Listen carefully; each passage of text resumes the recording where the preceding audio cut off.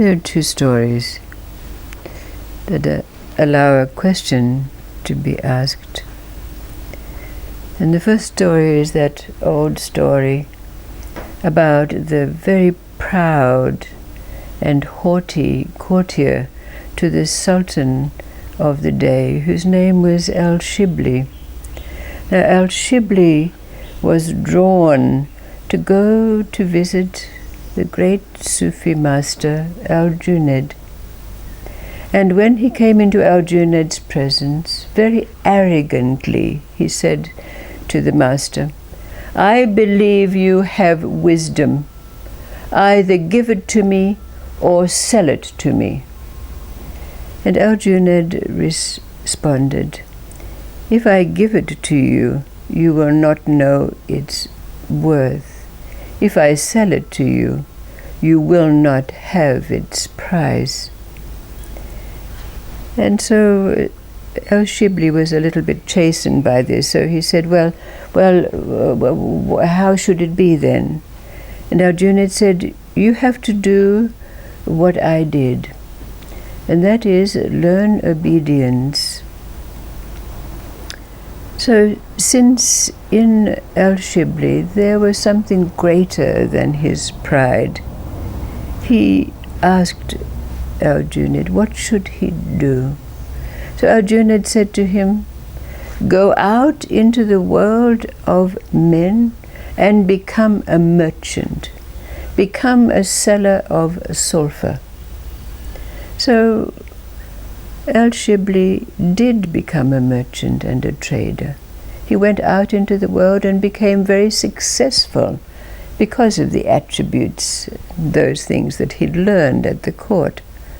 But then he came back to Junaid, and Junaid said, "Now," he said, "in service to your sultan, you were the governor of a certain province, and while you were there, you were cruel and autocratic to a great number of those who were there. Go, make retribution to all those you wronged in that place." So Shibli did as he was told. He went to that far distant province, and he did make repentance and reparation to those he had wronged. And then he came back to Junaid. And then Junaid said, "Now you must go into service. You must allow people to give to you. Go out into the streets and become a beggar." So Shibli went out into the streets and he begged. And whatever he gained, he took back to Junaid. And sometimes Junaid would give him a few coins for food, and other times he would take all that he'd been given, and Shibli would have to go hungry. After a time, Junaid said to Shibli, "Now you have to become a servant of the servants." So Shibli was relegated to serve those who served. After some time, Shibli became a great teacher, but he was still proud and somewhat haughty, and the populace at large used to call him mad. But he would say to them,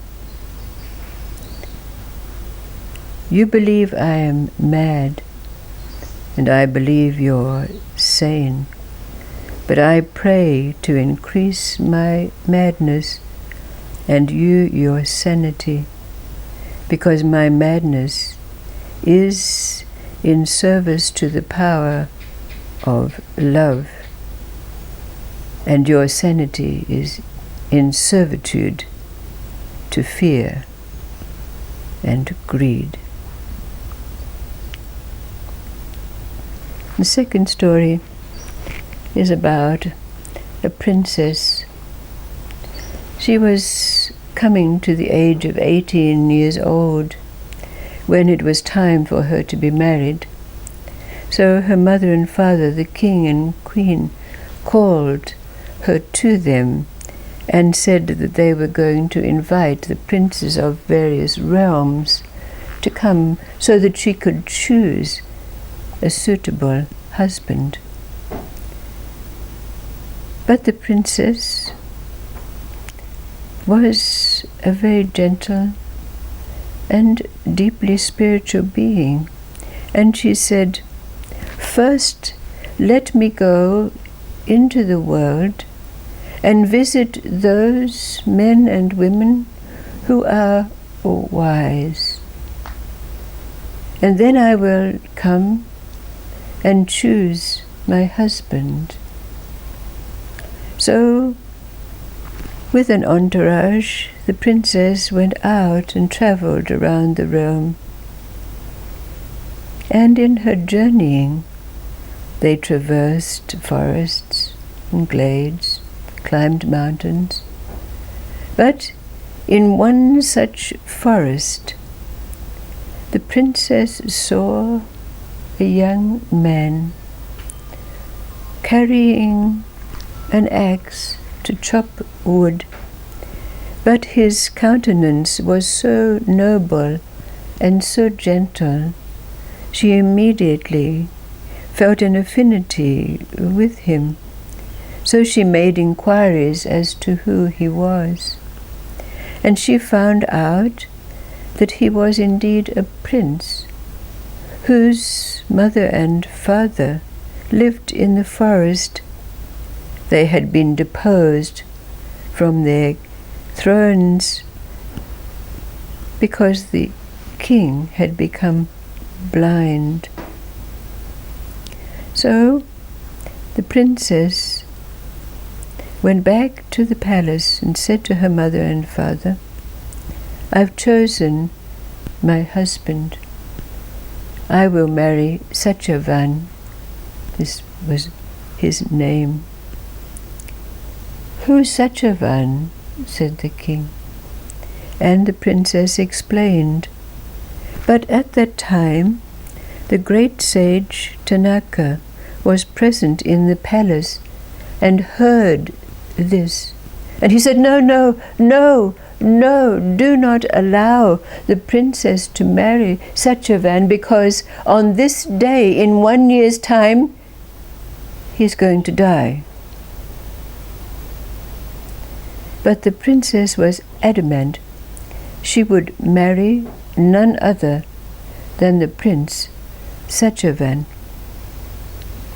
So the wedding was arranged, but the only agreement that was made with the mother and father of Satyavan was that when they were married, that the princess would live with them in the forest. And so she did, and they lived very happily. But the princess was keeping very close attention to the time, and as the day drew near that was designated for her husband to die, she insisted on going out into the forest with him to chop wood. Then, on the day, as they went into the forest, suddenly Satyavan said, "Oh, I have a terrible headache. I'm not feeling well." So they sat down under a tree, and Satyavan put his head in his beloved wife's lap and went into a deep sleep. But while the princess was keeping vigil, a dark and foreboding figure approached. It was Yama, the prince of death, and he was carrying a noose. And when he neared, he said to the princess, Do not worry, my dear. I have not come for you. Death is inevitable for all of us. And with that, he put the noose around the soul of Satyavan and proceeded to take him off. But the princess followed where Yama was going. And he turned to her and said, "You cannot come with me. You cannot come where I am going." And she said, "Yes, it is my duty." And she followed. So Yama turned around and said, go back, I will give you a gift if you will go back." And the princess said, "Well, give me the gift of restoring my father-in-law's sight." It's done, now go back," said Yama. But the princess insisted on following. And even though Yama turned around, beseeching her to return, "You cannot come with me. It is not you I have come for," she followed. And he said, "Well, I'll give you another gift." And she said, "Well, restore my father-in-law and mother-in-law's kingdom. It's done, now go." And she followed. But again he turned to her, insisting that she go back. And again she responded, "It is my duty." Further along, Yama became very, very insistent and said, "You must not come further. Return from whence you came." But still she doggedly followed. So he turned to her and said, "I'll give you one final gift, and make sure it's a gift for yourself." And she said, "Then I ask for the gift that I have many children, many sons and daughters, and live to see their children." It's done, said Yama. "Now go back." And the princess said, "But do you not know that in our realm, widows are not allowed to marry?" So Yama knew that he had been outwitted. 1 hour later, Satyavan woke up from his deep sleep and said to his beloved wife, "I had the strangest dream. I thought that I had died."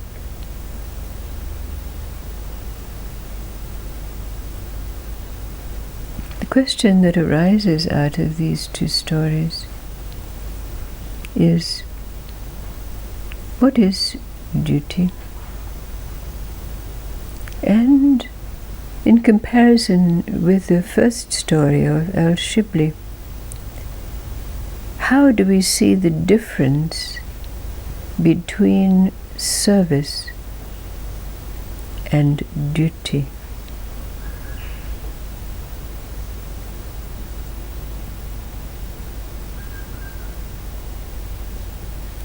Shibli, in service to the power of love.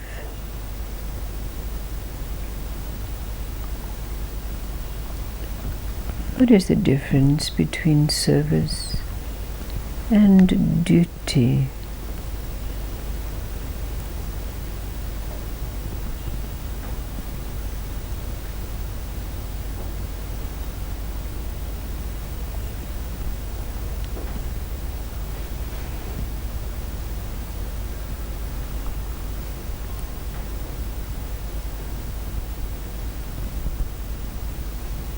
service is something that's externally,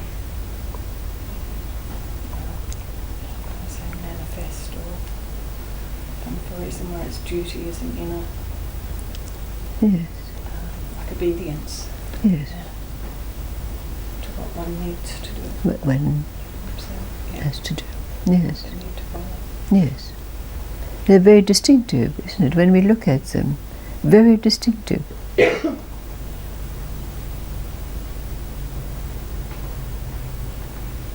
So we can say we have service to something. But would we say we have duty to something? Or is it just duty? And perhaps we could give it another name than duty then. Isn't what you feel your duty often self-imposed and service is often for others? Absolutely. And service in itself denotes separation, doesn't it? There always has to be service to something, which immediately makes a separation between this and that.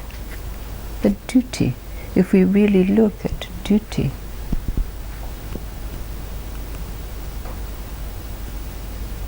we wouldn't say even duty to oneself. Would you imagine? Duty to oneself? Duty to one's God self? I wouldn't say so. So what does it really mean for us, duty?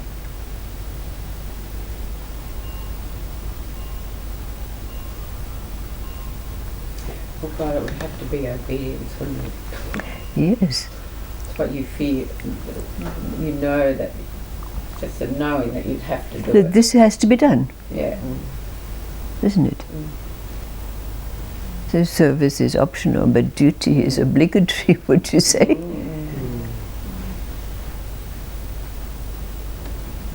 So perhaps it's worth pondering on for some while, and no doubt there'll be more stories of this ilk. But for the moment, to consider within ourselves, what is the real meaning of duty? Thank you.